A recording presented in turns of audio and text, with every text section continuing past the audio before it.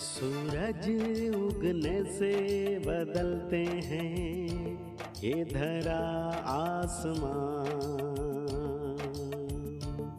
चलते रहने से हो जाती है हर मुश्किल आसान।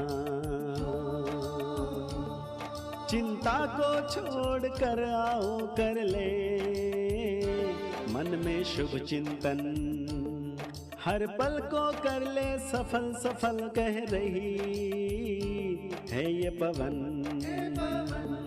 संवार ले सुधार ले कर समस्या का समाधान, संवार ले सुधार ले कर समस्या का समाधान, कर समस्या का समाधान, कर समस्या का समाधान, कर समस्या का समाधान, कर समस्या का समाधान, कर समस्या का समाधान। नमस्कार, आदाब, सत श्री अकाल मित्रों, स्वागत है समाधान कार्यक्रम में आप सभी का। आज विश्व जनसंख्या दिवस है। 11 जुलाई को प्रतिवर्ष ये दिवस मनाया जाता है। पहली बार 11 जुलाई 1987 को जब विश्व की आबादी 5 अरब हुई, तब से संयुक्त राष्ट्र संघ ने इसे विश्व जनसंख्या दिवस के रूप में मनाने का ऐलान किया। तब से जनसंख्या के प्रति जो बढ़ रहा है, विस्फोट हो रहा है, जनसंख्या विस्फोट जिसे हम कहें, इस पे कैसे नियंत्रण किया जाए, उसके ऊपर चर्चा करने के लिए ही ये दिवस विशेष करके मनाया जाता है। चाहे विकसित देश हों, चाहे विकासशील देश हों, सभी इस जनसंख्या विस्फोट से बहुत ज़्यादा त्रस्त हैं, परेशान हैं, चिंतित हैं। यदि हम भारत की बात करें तो पूरा देश जानता है, संसार जानता है कि हर वर्ष हम एक नया ऑस्ट्रेलिया पैदा कर देते हैं। सचमुच ये हम सब के लिए बहुत चिंता का विषय है। यदि हम देखें तो सारे संसार का जो भूभाग है उसका केवल 2.4% भूभाग ही भारतवर्ष है, लेकिन यहाँ पूरे विश्व की आबादी का 16.7% आबादी हमारे देश में रहता है। ये ठीक वैसा ही हुआ जैसे किसी टू व्हीलर में जिसकी कैपेसिटी केवल 2 बंदों को बैठाने की है, उसमें यदि हम 16-17 लोगों को बैठा दें तो उस टू व्हीलर का क्या हाल होगा, देश का भी क्या हाल होगा, हमें सोचना चाहिए। और यदि संयुक्त राष्ट्र की बात माने, एक रिपोर्ट कहता है कि यदि इसी गति से जनसंख्या विस्फोट होता रहा तो 2028 तक हम चीन को पीछे छोड़ के आगे निकल जाएंगे, अर्थात विश्व के सबसे ज़्यादा आबादी वाले देश बन जाएंगे। ये हमारे लिए खुशी का विषय नहीं, लेकिन चिंता का विषय है, समय रहते जागने का विषय है। इसीलिए आज का दिन हमें ये बताता है कि सचमुच इस विषय पर बहुत गहराई से हम सोचें, विचार करें, कुछ निर्णय लें और देश हित में कुछ कार्य करें। तो आइए आज इसी की चर्चा हम राधा जी के साथ करेंगे। स्वागत करते हैं पहले उनका। राधा जी बहुत-बहुत स्वागत है। शुक्रिया। राधा जी, इस विस्फोट के बारे में, कहीं भी विस्फोट को पॉजिटिव नहीं माना जाता। विस्फोट होता है तो कुछ ना कुछ वास्तव में कहें कि वो परेशानी का ही सबब बनता है। जनसंख्या विस्फोट पूरे विश्व के लिए तो परेशानी का विषय है ही, लेकिन खास करके भारत के लिए, हमारे देश के लिए परेशानी का विषय है। क्या हाँ, ये कहेंगे? तो बम विस्फोट से भी ज़्यादा विस्फोटक है। जी, वो शायद एक साथ मार हाँ, देता है, ये हाँ, धीरे-धीरे मार रहा है। हाँ, और ये एक ऐसी मार है कि जिसमें पर्यावरण बिगड़ता है, जिसमें अनेक समस्याओं को जन्म होता है। एक ऐसा परिवार जो छोटा हो, मान लो 4-5 सदस्यों का परिवार है, हुँ, उसमें काफ़ी सुख शांति, अपनापन, प्रेम रह सकता है। वही परिवार यदि 10 का हो जाए तो रोज़ लड़ाई झगड़ा होगा, माँ भी परेशान रहेगी, उसको इतनों का भोजन बनाना भी बहुत भारी रहेगा, वो किसे सँभाले, किसे छोड़े, हुँ, किसको पढ़ाए, किसको ना पढ़ाए, फिर शादियाँ करना, फिर कर्ज लेना, तो वास्तव में समस्याओं का अंबार लग जाता है इस जनसंख्या वृद्धि से। तो आज सभी लोग बहुत शिक्षित हो चुके हैं और सभी को अच्छी तरह सोचना चाहिए कि जनसंख्या में जो भारत में विशेष रूप से तीव्रता से वृद्धि हो रही है, उसको अभी कंट्रोल किया जाए, ये हम सबका एक परम कर्तव्य है। और अगर हम कंट्रोल नहीं करेंगे तो एक प्रभु प्लानिंग भी है, वो कंट्रोल कर देगा। हुँ, इसलिए अच्छा है कि हम इसको कंट्रोल करें, देश को सुखी बनाएं। मैं तो ये कहूँगा राष्ट्र हित में एक बहुत बड़ा कदम होगा, क्योंकि हमारे देश की जनसंख्या जितनी ज़्यादा बढ़ रही है, देखिए बेरोजगारी बढ़ती है, जी। स्कूल बढ़ाए जा रहे हैं, कॉलेजेस बढ़ाए जा रहे हैं, फिर भी कमी पड़ती रहती है क्योंकि जनसंख्या बहुत हो जाती है। हुँ, उनको रहने के लिए भी जगह चाहिए। निश्चित रूप से बाग कटे, हुँ। खेतों को फिर नॉन एग्रीकल्चरल लैंड बनाया बंजर हो गया। गई वो जगह। हाँ, वहाँ पर बस्ती बसाई गई, जी। नदियों के किनारे बस्ती बसी, सागर को सुखाकर लोगों ने रहना शुरू किया। तो एक तरह से पर्यावरण पर भी असर पड़ा और ये जो हमारी भूमि ये जो खेती के लिए थी बहुत ज़्यादा, वो कम रह गई क्योंकि जब जनसंख्या बढ़ी तो खाने के लिए भी ज़्यादा चाहिए। यद्यपि हमारे एग्रीकल्चरल साइंटिस्ट ने बहुत रिसर्च कर ली, हमारे देश में अन्न जो बहुत कम पैदा होता था, अब भंडार यहाँ भरपूर हैं, कोई कमी नहीं है, कोई समस्या नहीं है, लेकिन फिर भी खेती की जो ज़मीन है वो तो कम होती जा रही है। जहाँ तक हो कुछ नियम बने, मैं तो कहूँगा हमें भी इस संदर्भ में चीन को फॉलो अवश्य करना चाहिए। वहाँ बहुत अच्छे नियम आजकल बन गए हैं। पहले 2 बच्चों का प्रावधान था, अब उन्होंने 1 का ही कर दिया ताकि जल्दी वो उसको कंट्रोल करें। मैं सोचता हूँ हमारे भारत में भी कुछ कर दें। मुझे एक गुड आइडिया आ रहा है तो मनोरंजक आइडिया, लेकिन जिसको 1 बच्चा हो जी। उसको सबसे पहले नौकरी मिले, जिसको 2 हों उसका सेकंड नंबर हो, जी, और जिसका हो ही ना। उसको तो मालिक बना दिया जाए, अधिकार दे दिया जाए पूरा, क्योंकि उसका अधिकारी कोई है नहीं। तो मतलब कुछ सरकार की ओर से भी अच्छे नियम बने जी। और व्यक्तिगत रूप से भी कुछ अच्छी धारणाएं मनुष्य के मन में हो, माताओं के मन में हो, ताकि उन्हें ये हो कि ये बहुत सारी जो संतानें हैं ये केवल प्रभु देन नहीं, इनके साथ समस्याएं भी आ जाती हैं। बिल्कुल, मुझे लगता है हाँ, भ्राता जी कि शायद कई बार कुछ ऐसी धार्मिक और सामाजिक मान्यताएँ भी हैं जिसके कारण लोग ये मानते रहे हैं कि ईश्वर ही हमें संतान देता है। तो जब तक वो देता रहे तब तक उसे ग्रहण करते रहो, शायद ये भी एक मान्यता जनसंख्या हाँ। वृद्धि का कारण बिल्कुल, बनती जा रही बहुत है। परिवारों में इसलिए पूरी टीम हो गई है क्रिकेट की। एक के परिवार में तो 13 थे। मैंने कहा अपने तो शायद उसमें तो 11 ही होते हैं ना, जी, तो एक्स्ट्रा मैनेजर भी प्लेयर सेट भी। कर दिए और रेफरी भी ताकि ताकि किसी की कमी ना पड़े।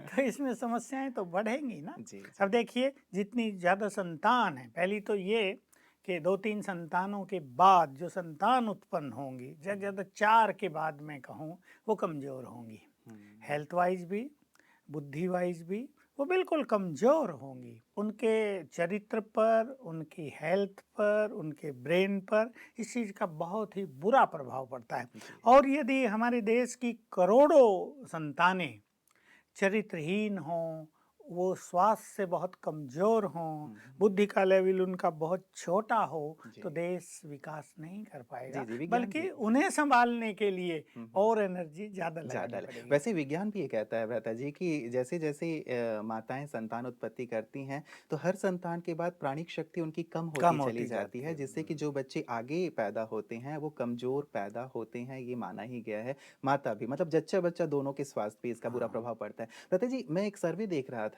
20वीं सदी के प्रारंभ में भारत की जो आबादी थी, लगभग 23 करोड़ 84 लाख के करीब थी और वो आज हम देख रहे हैं 21वीं सदी में जब हम पहुँच गए हैं, तो लगभग सवा सौ करोड़ से भी ज़्यादा हो गई पूरा है। 1 अरब प्लस पूरा हो गया। तो कै क्यों? मतलब समझ में नहीं आता, 100 साल में ही ऐसा क्या कारण हुआ कि इतनी तेज़ी से जनसंख्या भारत में बढ़ी है? क्या लगता है आपको? यही माने जाएंगे कि मनुष्य को उस तरह की इच्छाएं पैदा होती रही, देश में गुप्त रूप का प्रचार भी रहा कि हमारी संख्या ज़्यादा होनी चाहिए ताकि हमारी सेनाएं बहुत ज़्यादा हों, हम बहुत सशक्त हों, कोई विदेशी हम पर हावी ना हो सके।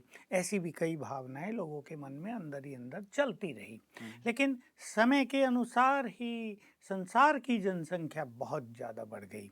कभी जब हम छोटे थे तो किताबों में हमें अब तक याद है संसार की जनसंख्या 2 अरब है, ऐसा हम पढ़ा करते थे। हुँ, हुँ। ये बात है 55 के आसपास की, जी। और अब तो हम जानते हैं 7 अरब तक पहुंचने को है। हुँ, हुँ। तो सारे संसार में ये हुआ है, पहले मौतें बहुत होती थी, बीमारियां बहुत होती थी।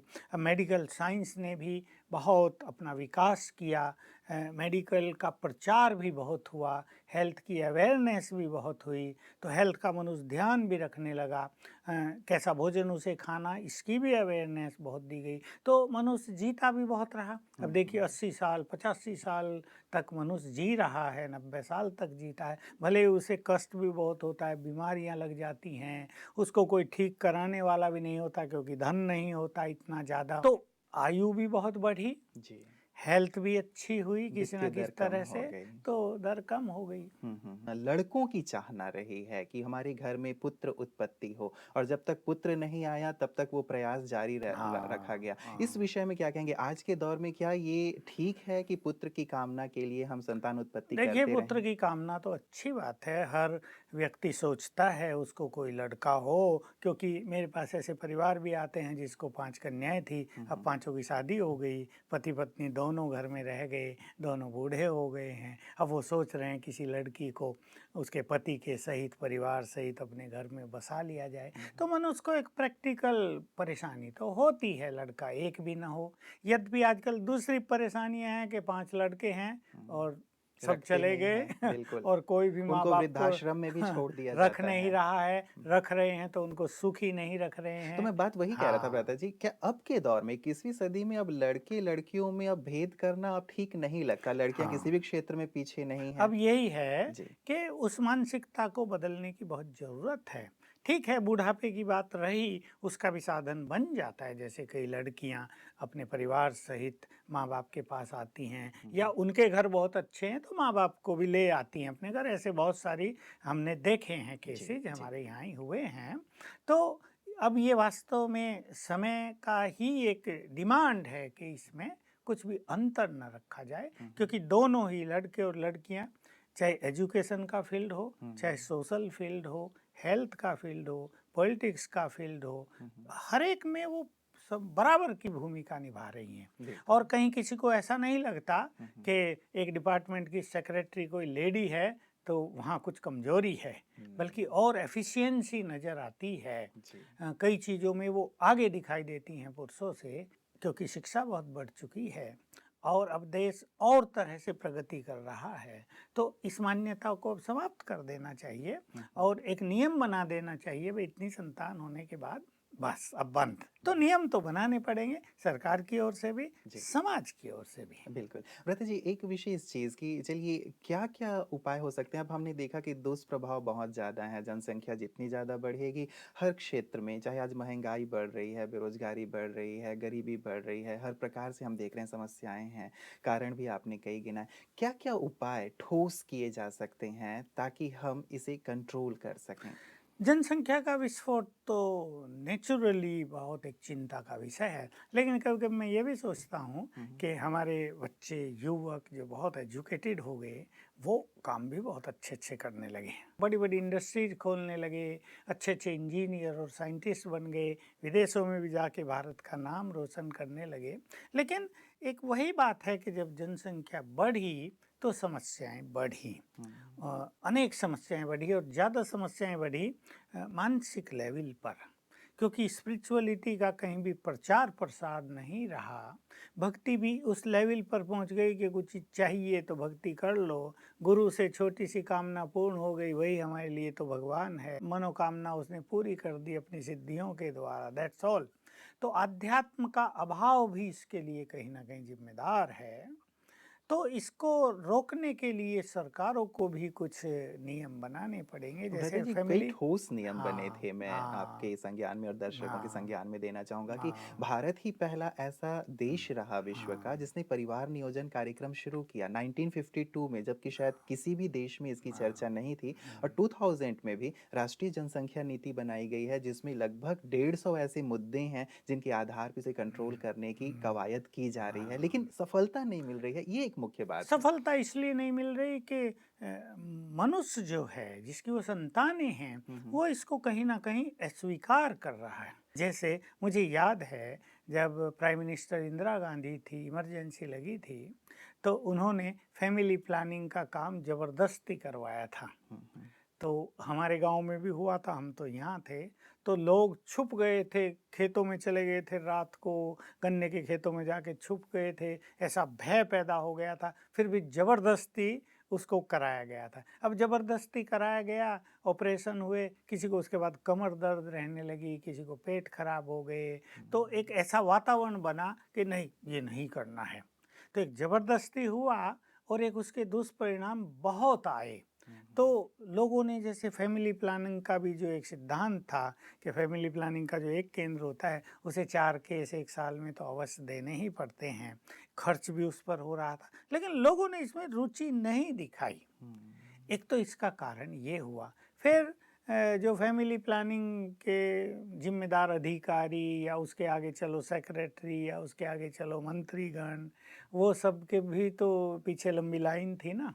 अभी लोग कहते थे कि भाई पहले तुम करो। जी, जी, जी। तो एक मॉरली भी इसको मतलब जो नहीं उच्च लोग कर पदों पाए। पे थे उन लोगों को हाँ, पहले ये एक करना चाहिए था, आदर्श प्रस्तुत करना करना चाहिए चाहिए था। था। जी। इसलिए जो उच्च पदों पर हैं, जो उस कार्य में जिम्मेदार है, हेल्थ डिपार्टमेंट के जो भी ऊपर से लेके नीचे तक लोग हैं, उनके लिए नियम बने। जी, जो सरकारी नौकरियों में हैं उनके लिए नियम बने। जैसे मैं हंसी में पहले कह रहा था जी, भाई जी। एक बच्चा है तो ऐसे, जैसे चाइना में तो बहुत ही कड़ा प्रतिबंध कर दिया कि 2 अगर हो गए तो शायद उनकी सैलरी आधी कर दी जाए। कुछ है, बहुत अच्छे नियम बनाए। केवल जुड़वा 2 हो जाए तो माफ़ है, बाकी 2 बच्चे पैदा किए तो माना उन पे काफ़ी प्रतिबंध रहेंगे, कई उनकी सुविधाएं छीन ली जाएंगी। तो भले ही लोगों को थोड़ा समय तो ये भारी लगता है जी। कि हमारी स्वतंत्रता को छीना जा रहा लेकिन है। राष्ट्र हित में हाँ, यदि किया जाए तो वही बहुत कि हमें आवश्यक है। एजुकेट करना पड़ेगा अपने समाज को जी। कि राष्ट्र हित में आप ऐसा करो। खैर हमारे यहाँ 1 बच्चे की तो बात नहीं, पर 2 और 3 इसका प्रावधान भी अगर कर दिया जाए तो माता-पिता संतुष्ट भी रहेंगे कि उनको 3 हो गए। लेकिन उसके बाद बिल्कुल इस पे बैन लग जाए और अगर संतान उत्पत्ति होती है तो वैसे ही कुछ प्रतिबंध लगाए जाएं, वैसा ही नियम बन जाए और उसको कड़ाई से पालन किया जाए। लेकिन समाज को इसके लिए एजुकेट किया जाए। मैं देखता हूँ आजकल गांव-गांव में भिन्न-भिन्न तरह की एजुकेशन लोग देते हैं। जी। किसी को कुछ प्रचार करना तो वैन ले जाते हैं गांव में, लाउड स्पीकर लगा होता है और प्रचार करते रहते हैं। इलेक्शन भी आता है तो कुछ ना कुछ अंदर ही अंदर अच्छा प्रचार होता रहता है। इसी तरह इस चीज़ को भी महत्व देकर परिवार वालों को, गांव वालों को एजुकेट किया जाए। हम तो देखते हैं हमारे यहाँ मजदूरी करने आते हैं, जी। यहीं के आदिवासी भी उनमें से बहुत हैं, गरीब लोग भी बहुत हैं। अब उनके पीछे लंबी लंबी लाइन है, किसी के 5 हैं, किसी को 7 हैं, किसी को 8 हैं। अच्छा, हो क्या रहा है कि जैसे ही वो थोड़े बड़े हुए, अभी स्कूल में तो कहाँ उन्हें भेजेंगे, उनके वहाँ स्कूल भी नहीं है, और हैं भी तो उसमें अच्छे बच्चों को लिया जाता है।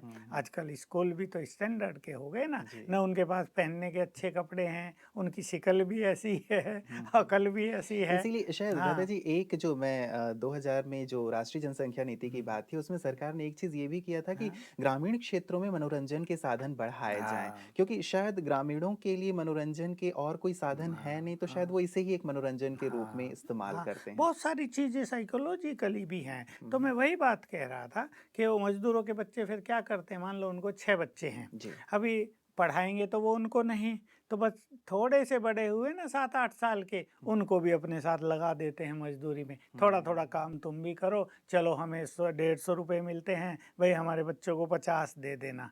तो उनको लगा देते हैं। इससे क्या होता है, न तो वो कुछ अच्छी बातें सीख सकते हैं, और अगर उन्हें कहीं से बुराई मिल गई तो वो उसको तत्काल ग्रहण कर लेते हैं, और उसका परिणाम फिर आने वाली पीढ़ियों पर बहुत खराब होता है। बिल्कुल। इसलिए इन चीज़ों को भी ठीक करना आवश्यक है। तो एक एक विशाल आंदोलन छेड़ने की आवश्यकता आवश्यक है। है इसमें। लता जी, सरकार तो चलिए जैसे मैं कह रहा था कि 52 से ही जागरूक है, लगातार प्रयास कर रही है। कई ऐसे एनजीओज़ हैं जो कार्य कर रहे हैं। ब्रह्मा कुमारीज़ भी पूरे भारतवर्ष में मुझे लगता है सभी बड़े शहरों में, कस्बों में, बड़े-बड़े गाँवों तक इनकी पहुँच है इस विश्वविद्यालय की। तो क्या ब्रह्मा कुमारीज़ भी कुछ विशेष अभियान या जागरूकता के लिए प्रयास कर रही हैं जिससे कि जनसंख्या के इस विस्फोट को रोका जा सके? देखिए हमारे यहाँ तो नियम ही है ब्रह्मचर्य। हमारे यहाँ तो इसको बहुत ही मतलब नेचुरल रूप से स्वेच्छा से लोग अपने जीवन में धारण करते हैं। और हमारे यहाँ लाखों कपिल हैं जिनको, किसी को 1 बच्चा हुआ, किसी को 2 हुआ, और उनको ईश्वरीय अनुभूति हो गई और तत्काल उन्होंने ब्रह्मचर्य की प्रतिज्ञा कर ली। बस वहीं सब कुछ उन्होंने रोक दिया। इसको कई लोग हमारे यहाँ बुरा भी मानते हैं समाज में समाज में कि भाई देखो ये वहाँ गए हैं तो एक ही बच्चे पे रुक गए बस, या दो ही हुए हैं, दो से क्या काम चलेगा, एक को कुछ हो जाए तो चार पांच तो होने ही चाहिए, फलाने को इतने हैं तुमको इतने कम कैसे, अच्छे तुम ज्ञान मार्ग पे चले हो, अच्छा भगवान को मिलना था बूढ़े हो के मिलते, अभी क्यों मिल रहे हो। तो ये सब बातें सुननी भी पड़ती हैं, जी। लेकिन हमारा ईश्वरीय विश्वविद्यालय हम्म। इस क्षेत्र में कार्यरत है, क्योंकि परमात्मा अनुभूति के लिए प्योरिटी का होना परम आवश्यक है। उसके बिना कोई परमात्मा की ओर नहीं बढ़ सकता, उसके बिना कोई आत्मशुद्धि की ओर नहीं बढ़ सकता, उसके बिना हम अपने को सशक्त नहीं बना सकते। और सत्य तो यही है कि प्योरिटी ही देश के लिए सबसे बड़ी शक्ति है, यही सबसे बड़ा चरित्र है। हमारे देश में जब बहुत सारे लोग पवित्र हो जाएंगे तो सचमुच ये देश स्वर्ग बन जाएगा। पावर ऑफ प्योरिटी को लोग समझते नहीं हैं, क्योंकि सारा संसार इन विषय वासनाओं के गर्त में डूबा जा रहा है ना, इसलिए उसको इन चीज़ों का महत्व नहीं, लेकिन हम एजुकेट कर रहे हैं। जी। तो हमारे यहाँ तो युवक भी बहुत आ रहे हैं, हमारे यहाँ युवकों की आने वालों की संख्या कई लाख हो चुकी है, और वो भी जो ब्रह्मचर्य का जो पालन करते स्वेच्छा हैं। से ब्रह्मचर्य का पालन करते हैं, हम्म। जो सोचते हैं हमें तो स्वामी विवेकानंद की तरह बहुत सशक्त बनना है, हमें तो अपने विचारों को बहुत महान करना है, या जिन राहों पर और गृहस्थी चल रहे हैं, सारा समाज चल रहा है, हमें उससे हटकर अपना एक मार्ग बनाना है। तो ऐसे बहुत सारे युवक स्वेच्छा से, उसमें लड़के भी हैं लड़कियां हैं, इस मार्ग पे चल रहे हैं। जी। तो देखिए एक गांव से अगर 10 लोग चलते हैं, 20 चलते हैं, 10 तो मैंने कम से कम कहा, 20 30 40 कहीं 50 चलते हैं, तो वहाँ जनसंख्या की वृद्धि में एकदम रुकावट आती है ना, जी। रुक जाती है वो आगे बढ़ने से। किसी शहर में, हमारे यहाँ शहर में अगर 1000 लोग हमारे यहाँ आते हैं और ज्ञान योग के मार्ग पे चलते हैं, तो जनसंख्या जो तीव्र गति से वो भी बढ़ा रहे थे, उन्होंने भी रोक दिया है। तो क्या भ्राता जी, इसी हम ब्रह्मचर्य को भी, जैसे हम एक उपाय ढूंढ रहे थे कि जनसंख्या विस्फोट को कैसे रोका जाए, तो क्या एक उपाय ये भी हो सकता है कि लोग ब्रह्मचर्य व्रत धारण करें और इस विस्फोट से देश को बचाएं? मैं तो यही सोच रहा हूँ कि जैसे हम इस पर बहुत ज़्यादा ध्यान दे रहे हैं और दिला रहे हैं, हमारे समाज में बहुत सारे लोग इस पे ध्यान दे रहे हैं, सरकार की ओर से भी अगर इसको हाईलाइट कर दिया जाए कि भाई जो लोग ब्रह्मचर्य का पालन कर सकते हैं वो अवश्य करें, या एक सर्टेन आयु के बाद, जैसे भारत में था पहले 4 आश्रम, 50 साल की आयु हुई बस गृहस्थ आश्रम पूरा हुआ। जी। तो ऐसे ही सरकार की ओर से इन चीज़ों को जरा एनकरेज किया जाए, एजुकेट किया जाए, हो सके तो पाठ्यक्रम में बचपन से इसके महत्व को दर्शाया जाए। केवल ये नहीं कि जनसंख्या वृद्धि न हो, ये करो वो करो, लेकिन ब्रह्मचर्य कितनी बड़ी चीज़ है, इसके बारे में लोगों को एजुकेट किया जाए। जो एजुकेशन आज समाप्त हो गई है हमारे यहाँ से, जी। तो बच्चे ही, उनमें से अगर 100 बच्चे हैं तो 20 अवश्य उस चीज़ को लाइक करेंगे और उसके महत्व को समझकर अपने जीवन को बहुत संयमित कर लेंगे। तो हम लोग भी इस तरह के कार्य में लगे हुए हैं। और जैसा मैंने शुरू में कहा था कि अगर हम नहीं करेंगे तो परमात्मा के पास तो एक प्लान है, वो तो ऐसा फैमिली प्लानिंग करने जा रहा है, ये मैं भविष्यवाणी कर दूं, इसको भविष्यवाणी कहें या भगवान की प्लानिंग का सबको समाचार बता दूं कि ये होने जा रहा है। ऐसी प्लानिंग कि एक युगल को 2 ही बच्चे होंगे, एक लड़का एक लड़की, बिल्कुल ऐसा सुंदर बैलेंस रहेगा, जनसंख्या बहुत धीरे धीरे बढ़ेगी। और एक और बात कि अब जो ये 7 अरब की जनसंख्या पहुंचने वाली है, अब इसमें एकदम से गिरावट आएगी। सतयुग की शुरुआत होगी 9 लाख पॉपुलेशन से, तो ये अरबों की जनसंख्या एकदम 9 लाख पे परिवर्तित होकर आ जाएगी। ये समय ऐसा तेजी से हमारे सामने आ रहा है, जनसंख्या स्वयं में ही एक विस्फोट कर देगी, प्रकृति में भी एक विस्फोट हो जाएगा, और जो अब तक छोटी मोटी वार चल रही हैं वो भी एक भयानक रूप ले लेगी, और इस सब से ये जनसंख्या एकदम डाउन होगी और फिर से संसार सुखी हो जाएगा। चलिए, ईश्वरीय जो प्लानिंग है भ्राता जी, वो आपसे जानेंगे हम अवश्य, और यदि ईश्वर की प्लानिंग है तो निश्चित रूप से अच्छी उसे होगी। कोई नहीं रोक सकता और वो अच्छी होगी। जी, जी, क्योंकि मनुष्य तो बहुत प्रयास कर रहा है, सरकारें बहुत प्रयास कर रही हैं और एक अच्छी बात आपने कह दी कि ईश्वर के पास भी कुछ प्लानिंग है जिससे कि सहज रूप से ये फैमिली प्लानिंग हो जाएगी, जनसंख्या का जो विस्फोट हो रहा है नियंत्रित हो जाएगा। आज की सुंदर चर्चा के लिए, प्रकाश के लिए व्रता जी आपका बहुत-बहुत शुक्रिया। मित्रों, मुझे एक कथा याद आ रही है, एक राजा जो बहुत शिव भक्त थे, शिवरात्रि का पर्व आने वाला था, उन्होंने सोचा कि इस बार हम क्या करें? उन्होंने पूरी प्रजा में अनाउंस करवा दिया कि इस बार जो हमारा शिवालय है, उसमें हर एक एक-एक लोटा दूध चढ़ाएगा। अब हर एक ने ये सोचा कि मैं यदि 1 लोटा पानी चढ़ा दूँ तो क्या फ़र्क पड़ता है? और हर एक ने यही सोचा। अब जब देखा गया कि शिवालय दूध से भरा हुआ होगा, लेकिन शिवालय दूध से नहीं, लेकिन पानी से भरा हुआ था। सरकार अपनी तरफ से प्रयास कर रही है, लेकिन मुझे लगता है कि हर एक को व्यक्तिगत प्रयास करने की भी आवश्यकता है। हम दूसरों को ना देखें।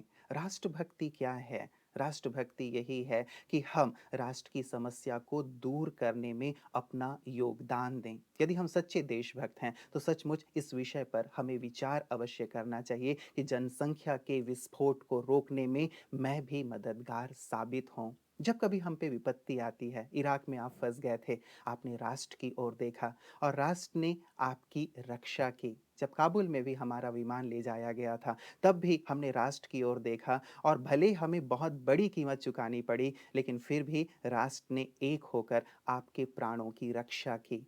जब राष्ट्र आपके लिए सोचता है, तो क्या आपको राष्ट्र के लिए नहीं सोचना चाहिए?